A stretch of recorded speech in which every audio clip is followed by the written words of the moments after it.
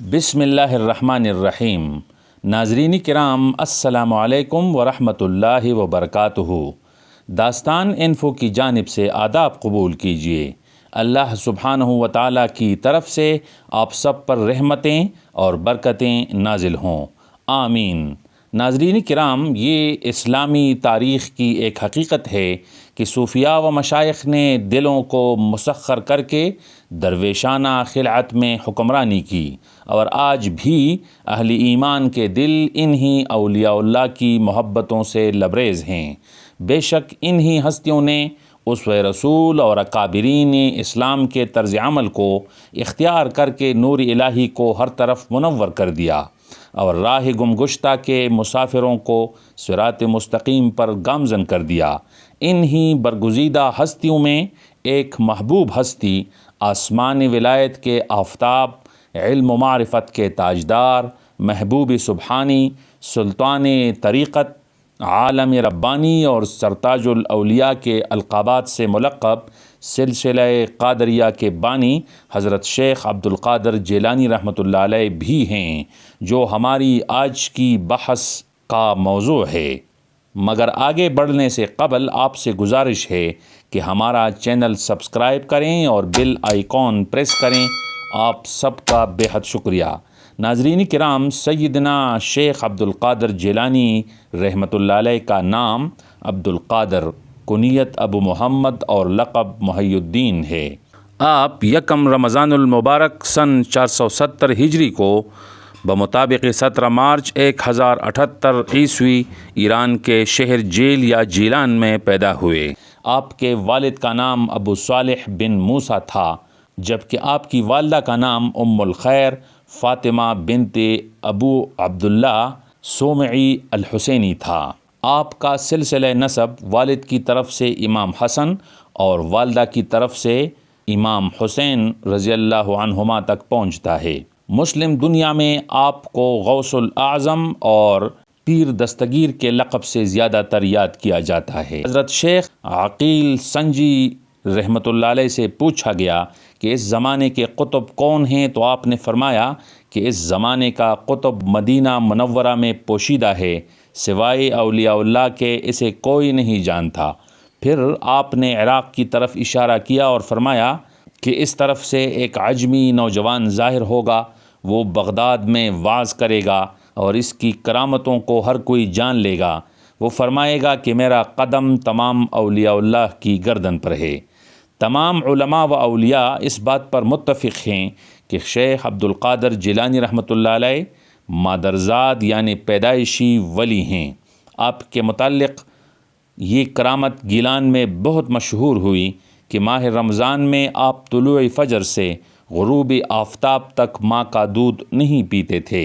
ایک مرتبہ آپ رحمۃ اللہ علیہ سے کسی نے سوال کیا کہ آپ کو ولایت کا علم کب ہوا، تو آپ نے فرمایا کہ 10 برس کی عمر میں کوئی غیبی آواز آتی جسے دوسرے بھی سنتے کہ اللہ کے ولی کے لیے جگہ کشادہ کرو۔ آپ تحصیل علم کے لیے 18 سال کی عمر میں بغداد تشریف لے گئے، جہاں حضرت ابو سعید مبارک مخزومی رحمۃ اللہ علیہ نے آپ کو علم فقہ، ابو بکر بن مظفر رحمۃ اللہ علیہ نے آپ کو علم حدیث، اور ابو محمد جعفر رحمۃ اللہ علیہ نے آپ کو علم تفسیر کی تعلیم دی۔ علم حاصل کرنے کے بعد آپ نے بغداد کو چھوڑا اور عراق کے صحراؤں اور جنگلوں میں 25 سال تک عبادت و ریاضت کرتے رہے۔ 1127 عیسوی کو آپ نے دوبارہ بغداد میں سکونت اختیار کر لی اور وہاں درس و تدریس کا سلسلہ شروع کر دیا۔ آپ رحمۃ اللہ علیہ 40 سال تک مسلسل اشاعت اسلام کے لیے تبلیغی سرگرمیوں میں بھرپور حصہ لیتے رہے۔ نتیجتاً لاکھوں لوگ کفر و فسق چھوڑ کر دین حنیف پر آ گئے۔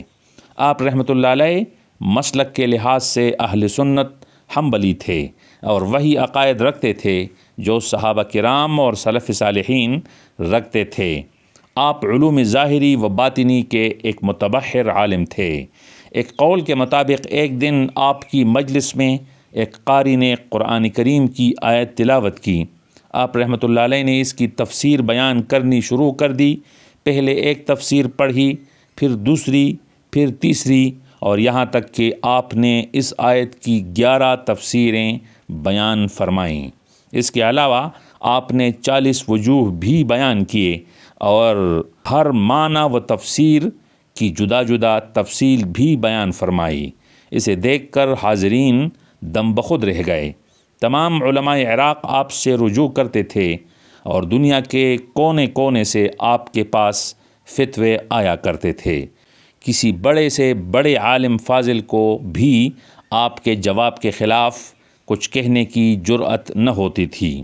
آپ رحمۃ اللہ علیہ کے متعلق نقل کیا جاتا ہے کہ آپ حد درجہ پاک باز اور خوش اخلاق تھے۔ آپ ہمیشہ کمزوروں اور ناتواں لوگوں میں بیٹھتے، طلباء کی مجالس میں بیٹھتے اور ان کی غلطیوں سے صرف نظر کرتے۔ آپ کے سامنے کوئی جھوٹی قسم بھی کھاتا تو آپ یقین کر لیتے۔ آپ ظالموں، فاسقوں اور سرکشوں کی تعظیم کے لیے کھڑے نہ ہوتے۔ آپ رحمۃ اللہ علیہ فرمایا کرتے کہ میں قیامت تک اپنے مریدوں کا ضامن ہوں کہ ان کی موت توبہ پر واقع ہوگی۔ کسی نے آپ سے پوچھا کہ اگر کوئی شخص آپ کی بیعت نہ کرے بلکہ صرف اپنی نسبت آپ کی طرف کرے تو ایسے شخص کے متعلق آپ کیا کہتے ہیں؟ آپ رحمۃ اللہ علیہ نے فرمایا، جس شخص نے خود کو میری طرف منسوب کیا اور مجھ سے عقیدت رکھی تو اللہ تعالیٰ اس کو قبول کرے گا اور اسے توبہ کی توفیق دے گا۔ ایسے افراد کا شمار میرے مریدوں میں ہوگا۔ ایک مرتبہ آپ کا خادم ابو الفضل بزاز کے پاس گیا کہ مجھے کپڑا درکار ہے جو 1 اشرفی فی گز سے کم نہ ہو۔ بزاز نے پوچھا، کس کے لیے خریدنا ہے؟ خادم بولا، اپنے آقا غوث اعظم کے لیے۔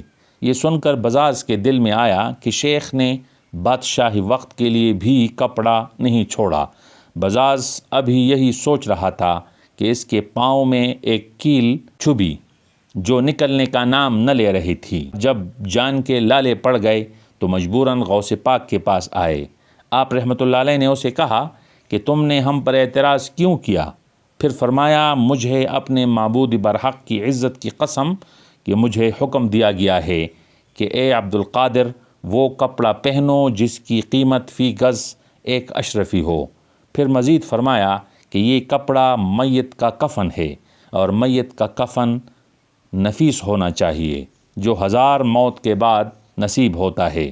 اس کے بعد آپ نے کیل والی جگہ اپنا ہاتھ رکھا، کیل بھی نکال لیا اور بزاز کا درد بھی جاتا رہا۔ 5ویں صدی ہجری تک عالم اسلام میں انتظامی، سیاسی اور اخلاقی ابتری اس قدر پھیل چکی تھی کہ عام آدمی کے لیے اپنا دین بچانا مشکل ہو رہا تھا۔ فتنہ خلق قرآن، اعتزال، الحاد اور باطنیت وغیرہ نے مسلمانوں کے جڑوں کو کاٹنا شروع کر دیا تھا۔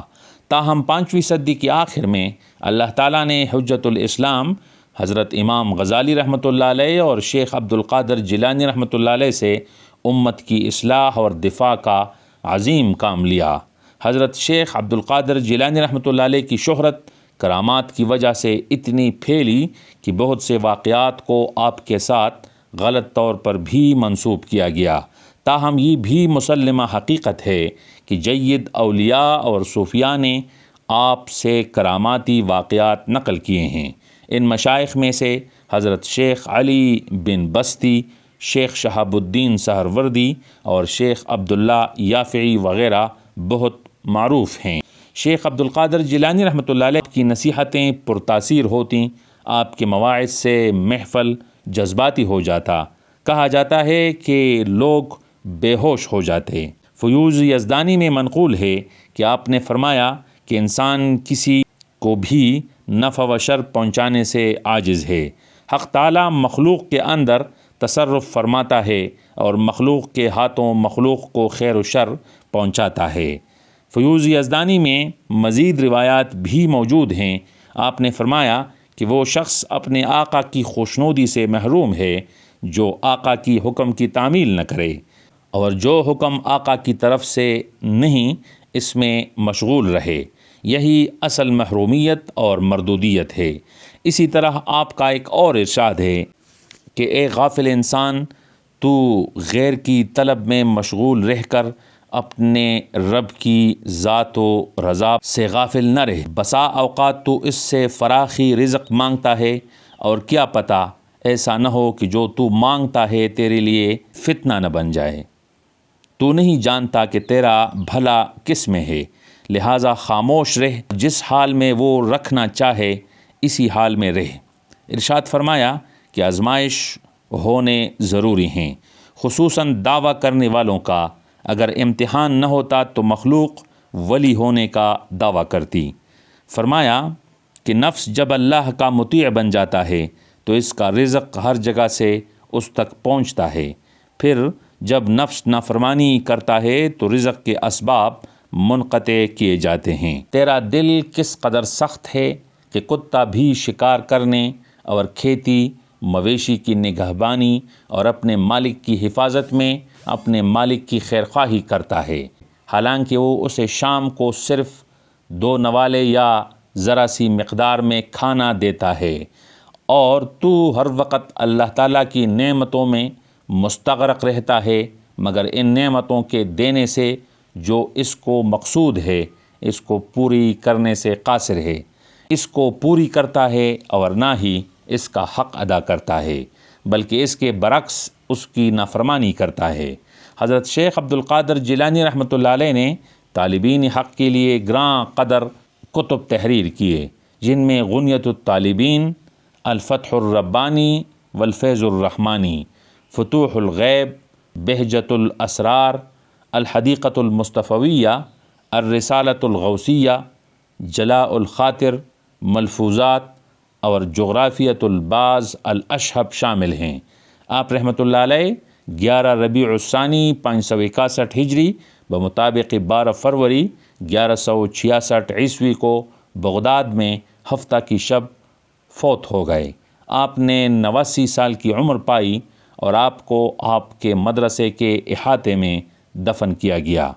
آپ رحمۃ اللہ علیہ نے 4 شادیاں کی تھیں، جن سے آپ کے 49 بچے پیدا ہوئے، جن میں 20 لڑکے اور باقی لڑکیاں تھیں۔